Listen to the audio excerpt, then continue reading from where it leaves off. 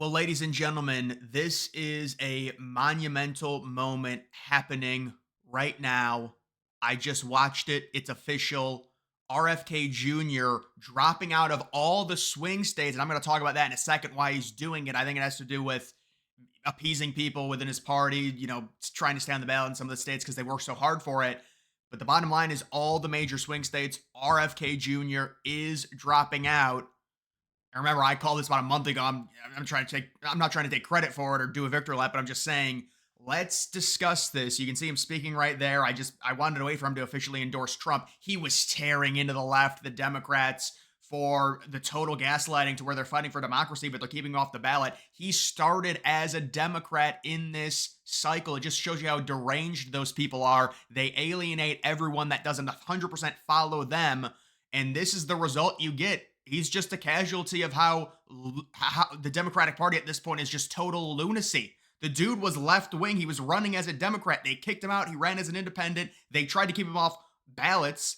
And now he's saying, according to the internal polls, that he was going to hurt Trump and help Harris in all of the swing states. That's internal polls. That's data that we're not privy to. And all the major election polling experts have come out and said that, I mean, right now, Pennsylvania, with RFK endorsing Trump, Trump's probably going to win about 3 or 4 points. He's probably already up by that much, according to some of the really respected people, some of the big time Trump experts. So this is huge stuff. Think about this for a second. I was just thinking about a third party candidate. Remember when the libs blamed Gary Johnson for Hillary losing in 2016? Well, imagine if there was a RFK Jr. figure in 2020 who had the 3 or 4% or 5%, whatever it is, in some of these swing states. He drops out and then endorses Trump. Trump wins the election 1,000 times out of 1,000. Trump was within 40,000 votes. And now we've got way better internal numbers in 2024 where Trump's got a way higher approval rating. Biden was +6 in approval. Now Harris is -2. And that's with Harris's numbers juiced to the gills. There's no way they're going to win this election. This is Trump. This is a super team. I mean, all the independents are coming together. They're like, we can't deny this anymore. This is the greatest political team we've seen in the last 100 years in the United States. I mean, you've got Elon Musk, you've got Trump, you've got Vance, you've got RFK Jr. possibly, working in the CIA of all places. How angry would they be? The establishment. You've got Tulsi Gabbard now joining the team. You've got Vivek, the young gun. So this is huge stuff, and this is why independents are saying they have to support Trump. It's out of control. RFK Jr. was on the left, but they're so deranged they forced him to drop out and run as an independent because, funny enough, they wanted to rig it for Biden and say, no, you're not gonna beat Biden. We're making sure Biden wins. We're gonna change where the primaries start. They're gonna start in South Carolina because we want him to win the first state easily rather than have it in a battleground primary state like New Hampshire. So they did that, and then it's funny, their big guy, Biden, who they rigged the primaries for, they ended up just tossing him to the side. What a ridiculous party that is. They're a total mess. Oh, my God. But this is what they do. RFK didn't 100% believe in everything that they wanted. He was too center for them, and it's such a symbolic comparison when you look at these parties, especially considering RFK Jr., who many conservatives view as more liberal. Liberals view him as not liberal enough. And so you've got RFK Jr., who's kind of standing there in the middle, and you have Trump, who wants to, you actually have a relationship with him, talk to him, and try and work things out.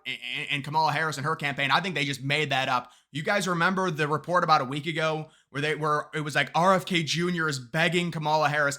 I'm guessing that Kamala just made that up, her campaign. That campaign lies and lies and lies and lies and lies. Hey, they just lied last night to their own supporters talking about Beyonce coming. Remember that? Their own dumbass supporters who still support them. You just lie to them and they're like, no, we still support her. Just constantly lying. They lie to their own supporters. Their supporters are so dumb they don't even realize it. But guys, this is huge news right here. And it is great to see RFK dropping out and endorsing Donald Trump. To tackle chronic disease epidemic, to protect free speech. And a lot of it's free speech with RFK. He's talking about it. That's huge. Remember freedom? They said, oh, it's about freedom. They wanted to ban free speech. Like they were bragging about it on Twitter before Musk took over. That's why they hate Musk. Two candidates has adopted these issues. as his own, Oh, sorry. to the point where he has asked to enlist me in his administration. I'm speaking, of course, of Donald Trump. Less than 2 hours after President Trump narrowly escaped assassination, Callie Means called me on my cell phone. I was then in Las Vegas. Callie is arguably the leading advocate for food safety, for soil regeneration, and for ending the chronic disease epidemic that is destroying America's health and And ruining so we'll our turn him a little economy. bit lower. I'm going to turn him back up Callie when has exposed the he gets to it. But insidious corruption at the RFK's, FDA, listen, this was always NIH, a. Did you hear DHHS, what happened earlier today and the with USDA Nicole that has Shanahan and caused the RFK epidemic. Jr. that campaign wanting Callie has wanting been Trump to working on and say off for I my was wrong on campaign, Operation Warp advising Speed. me on those I guess subjects Trump did since it, the or there was something beginning. that got worked out. Because And again, those guys, the subjects have deal here, been RFK my Jr. primary dropping out focus for the out of last all of 20 the major years. swing states. I would I was imagine you're delighted talking when about Callie any told me that state, day that he had including North also been Carolina. advising I don't know. What President about like Trump. Florida? Would they consider He Florida told me swing? There are President some Trump fringe was swing states. It's anxious to interesting, talk to me but about obviously the chronic three Rust disease Belt states, and other subjects, obviously North Carolina, and you to would think explore Virginia, you avenues would of think Minnesota cooperation. as well. You've got He Nevada, asked you've if I got would take a Arizona, call from the you've president, got Georgia, he'll be President Trump dropping out, we would telephoned me a few presumably minutes think. later. Those are obvious I swing met with him the states following when it day. comes to that. Maybe also New Hampshire. I A know he few had some weeks decent support in later, New I Hampshire. met again with President Trump and his family members and closest advisors in Florida. In a series of long, intense discussions, I was surprised to discover that we are aligned on many key issues. In those meetings, he And so RFK Jr. calls Trump. He's saying it right now. He calls Trump after it, and he talks to him. And this is why the thing is, this is the exact same thing when it comes to Trump's view on foreign powers and trying to have a decent relationship with them. It's better to talk. The liberals are the ones with their heads in the sand saying, no, no, no, they're evil, so we can't talk to them. Yeah, then that creates massive wars. That's not good. So you want to talk to them. It's better. And you can see all of these quotes by RFK Jr. just ripping the Democrats, the DNC, and its media organs engineered a surge of popularity for VP Harris based upon nothing.